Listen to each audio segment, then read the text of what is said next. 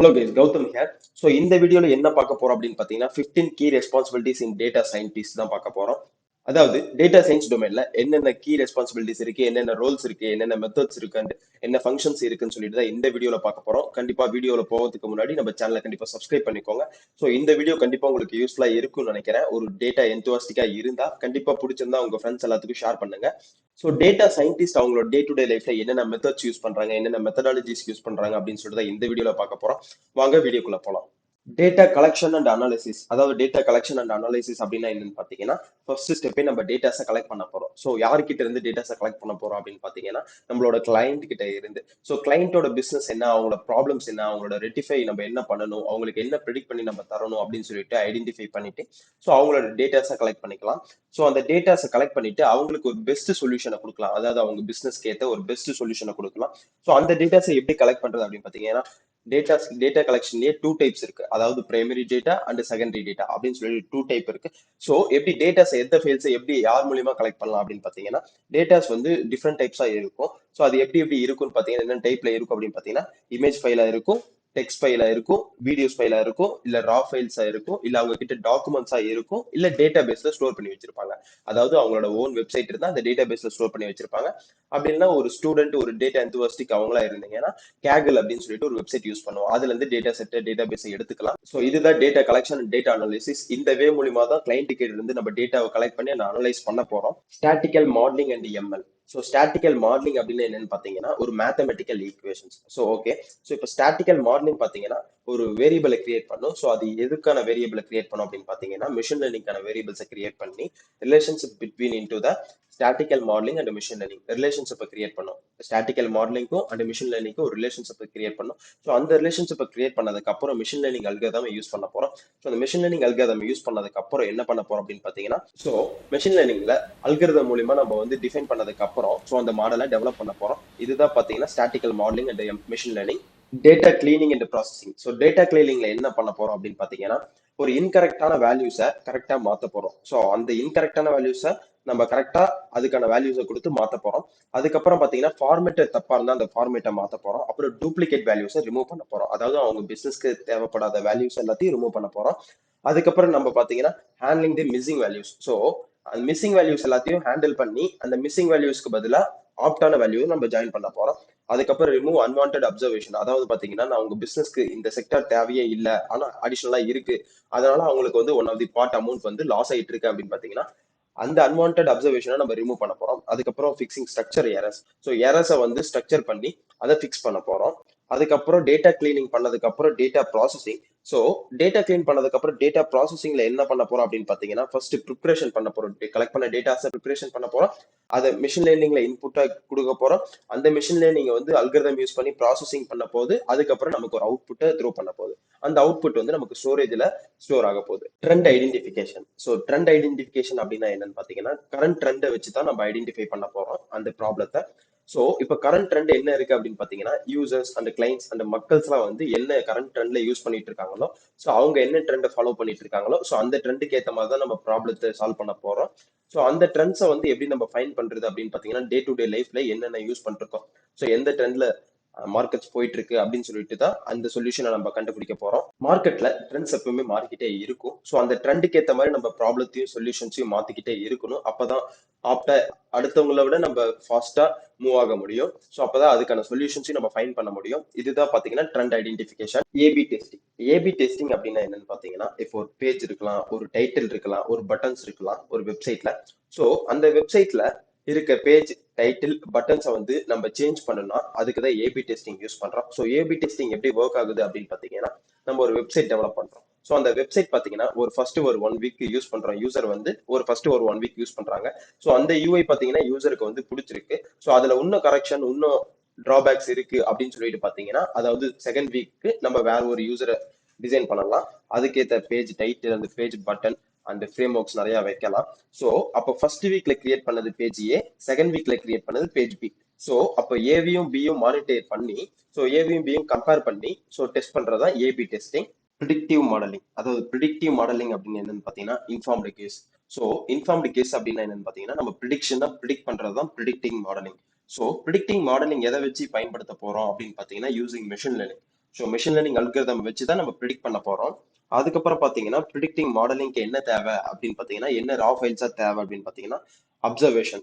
அதாவது அப்சர்வேஷன்னா கலெக்ட் பண்ண datas. So பிசினஸ்க்கான collect பண்ண டேட்டாஸ், அவங்க பிசினஸ் ஓல்டு பிசினஸ் நடந்த கலெக்ட் பண்ண டேட்டாஸ், அந்த ஃபைல்ஸ்லாம் தான் வந்து அப்சர்வேஷன். ஸோ அந்த அப்சர்வேஷனை வச்சு தான் ப்ரிடிக்ட் பண்ண போறோம்.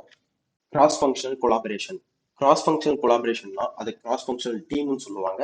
ஸோ ஒரு கம்பெனில கிராஸ் ஃபங்க்ஷன் கொலாபரேஷன் எப்படி ஒர்க் ஆகுது அப்படின்னு பாத்தீங்கன்னா, a group of people in variety domain. Okay, ஒரு குரூப் ஆஃப் பீப்புள் வந்து வெவ்வேறு டொமைன்ல இருக்காங்க. அந்த வெவ்வேறு டொமைன்ல இருக்க பீப்புள்ஸ் எல்லாருமே வந்து அவங்களுக்கு ஒரே ஒரு காமன் கோலா தான் இருக்கும். ஸோ அதாவது அவங்களோட ஒரே ஒரு காமன் ப்ராடக்டா தான் இருக்கும். அந்த ப்ராடக்ட் கீழே தான் அவங்க எல்லாருமே ஒர்க் பண்ணுவாங்க. அதாவது ஃபங்க்ஷன் டீம்ஸ்னு ஒன்று இருக்கும், கிராஸ் ஃபங்க்ஷனல் டீம்ஸ்னு ஒன்று இருக்கும். அந்த ஃபங்க்ஷன் டீம்ஸ்ல என்னென்ன டிபார்ட்மெண்ட் இருக்குன்னு பாத்தீங்கன்னா, சேல்ஸ் இருப்பாங்க, டெவலப்பர்ஸ் இருப்பாங்க, டிசைனர்ஸ் இருப்பாங்க. ஸோ இந்த கிராஸ் ஃபங்க்ஷனல் டீம்ஸ்ல யார் யார் இருப்பாங்கன்னு பாத்தீங்கன்னா, டெவலப்மெண்ட் டீம் அப்படின்னு சொல்லிட்டு இந்த 3 டொமைன்ல இருக்க காமன் பீப்புள்ஸ்மே இந்த கிராஸ் ஃபங்க்ஷனல் டீம்ஸ்ல இருப்பாங்க. இதுதான் cross functional collaborations. Inside presentation. Inside presentation அப்படின்னு என்னன்னு பாத்தீங்கன்னா, ஒரு டேட்டாஸ் இருக்கு, அந்த டேட்டாஸ் எடுத்து அந்த டேட்டாஸை கிளீன் பண்ணி ப்ரீ ப்ராசஸ் பண்ணி அந்த டேட்டாஸ்க்கு ரிப்போர்ட் ரெடி பண்றோம். அதாவது டேட்டா விசுவலைசேஷன் பண்றோம்.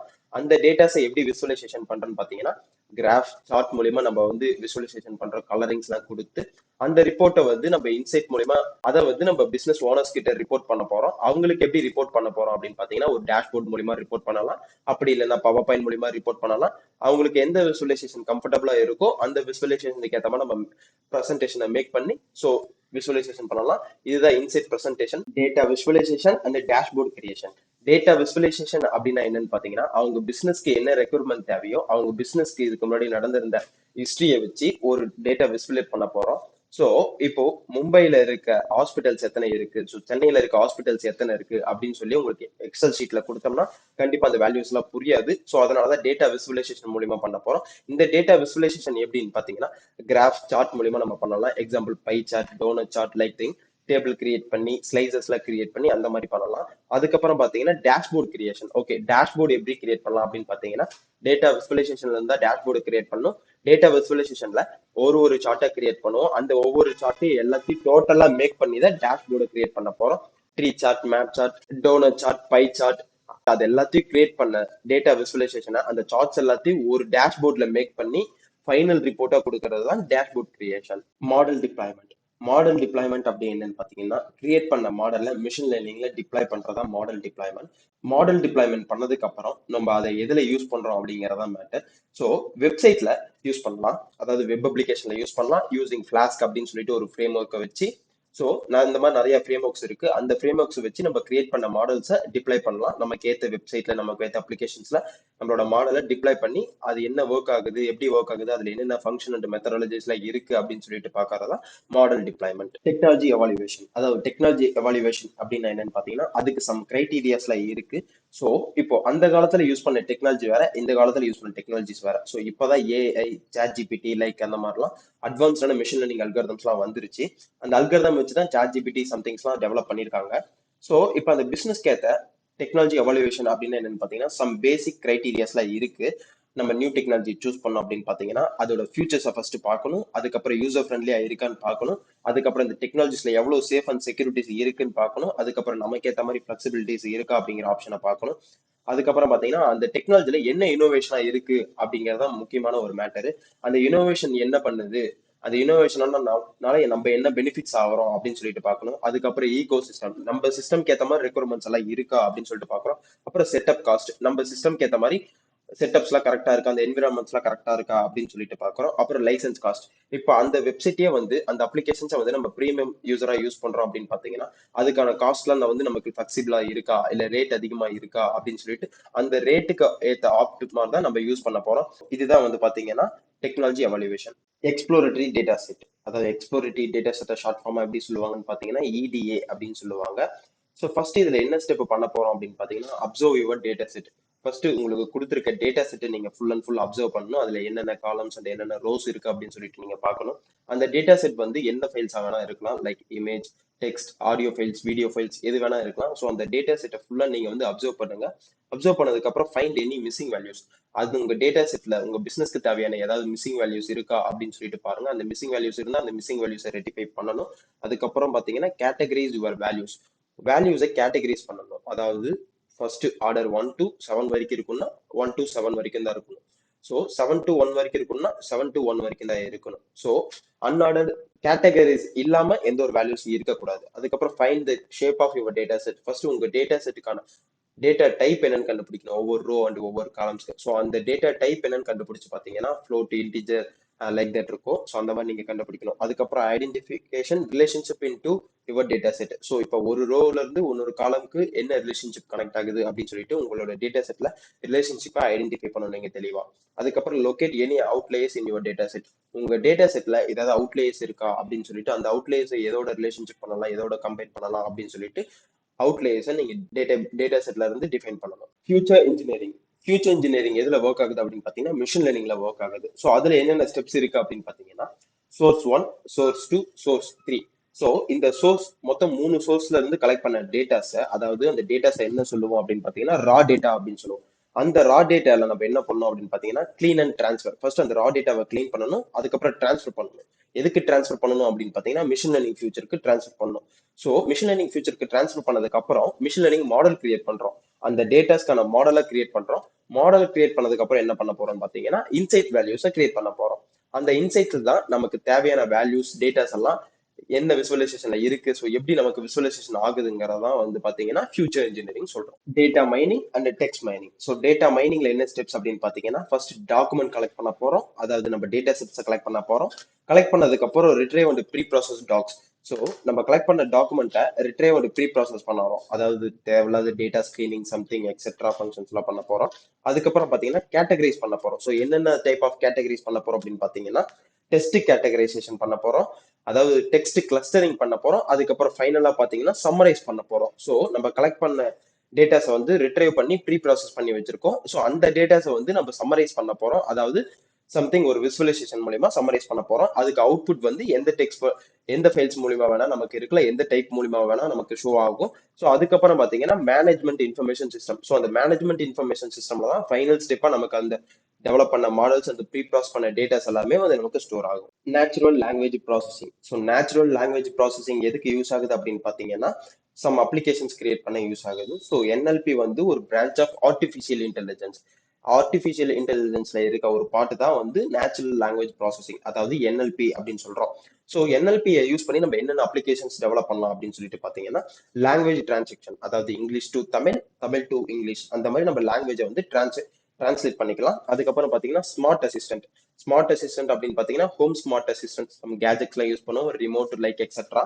ஸோ அந்த மாதிரி ஸ்மார்ட் அசிஸ்டன்ட் அப்ளிகேஷனை கிரியேட் பண்ணிக்கலாம். அதுக்கப்புறம் பார்த்தீங்கன்னா டாக்குமெண்ட் அனாலிசிஸ். ஒரு டாக்குமெண்ட் வந்து நம்ம அனலைஸ் பண்றதா வந்து டாக்குமெண்ட் அனாலிசிஸ். அதுக்கப்புறம் ப்ரிடிக்டிவ் டெஸ்ட். ஸோ இப்போ நான் கொடுத்துருக்க ஒரு டெக்ஸ்ட் இருக்குன்னா அதுக்கு அடுத்த டெக்ஸ்ட் என்ன வரும் அப்படின்னு சொல்லிட்டு ப்ரிடிக்ட் பண்றது தான் ப்ரிடிக்டிவ் டெஸ்ட். அதுக்கப்புறம் சோஷியல் மீடியா மானிட்டரிங். இப்போ ஹைஃபையான ஒரு ப்ரொஃபைலோட சோஷியல் மீடியாவை மானிட்டர் பண்றதா சோஷியல் மீடியா மானிட்டரிங். அதுக்கப்புறம் வேற என்ன அப்ளிகேஷன் யூஸ் பண்ணலாம், கிரியேட் பண்ணலாம் அப்படின்னு பார்த்தீங்கன்னா சாட் பாட் அப்படின்னு சொல்லிட்டு நம்ம ஹியூமன் இன்ட்ராக்ஷன் மாதிரியே சாட் பாட்ஸ் கிரியேட் பண்ணிக்கலாம். அதுக்கப்புறம் சென்டிமெண்ட் அனாலிசிஸ், அதாவது பெரிய பெரிய வெப்சைட்ஸ் எல்லாம் பாத்தீங்கன்னா ரிவ்யூஸ்க்கு ஏத்த மாதிரி சென்டிமெண்ட் அனாலிசிஸ் அப்படின்னு சொல்லிட்டு ஒரு ப்ராசஸ் கிரியேட் பண்ணி வச்சிருப்பாங்க. அதுதான் சென்டிமெண்ட் அனாலிசிஸ். இதை யூஸ் பண்ணி பண்ணலாம், என்எல்பி யூஸ் பண்ணி. அதுக்கப்புறம் ஃபைனலா பாத்தீங்கன்னா இமெயில் ஃபில்டரிங். நம்ம இமெயில் பாக்ஸ்ல ஊருப்பட்ட இமெயில்ஸ் இருக்கும். ஸோ அதை வந்து எப்படி ஃபில்டர் பண்றது அப்படின்னு சொல்லிட்டு பாத்தீங்கன்னா என்எல்பி யூஸ் பண்ணி நம்ம வந்து இமெயில் ஃபில்டரிங் பண்ணிக்கலாம். இந்த வீடியோ உங்களுக்கு யூஸ்ஃபுல்லா இருந்திருக்கும்னு நினைக்கிறேன். பர்சனலா எனக்கு யூஸ்ஃபுல்லா இருந்தது. ஸோ அதனாலதான் நான் இந்த கண்டென்ட் எடுத்தேன். கண்டிப்பா இந்த மாதிரி டிஃப்ரெண்ட் கண்டென்ட்டோட நான் வருவேன். ஸோ கண்டிப்பா நம்ம சேனலை சப்ஸ்கிரைப் பண்ணிக்கோங்க. இந்த வீடியோ உங்களுக்கு யூஸ்ஃபுல்லா இருந்தா, கண்டிப்பா எனக்கு இது யூஸ்ஃபுல்லா இருந்திருக்கு அப்படின்னு சொன்னீங்கன்னா என் ஃப்ரெண்டும் இதை தெரிஞ்சுக்கணும் அப்படின்னா கண்டிப்பா ஷேர் பண்ணுங்க, அவங்களுக்கு தெரியப்படுத்துங்க. ஸோ கண்டிப்பா நம்ம சேனலை சப்ஸ்கிரைப் பண்ண சொல்லுங்க. தேங்க்யூ.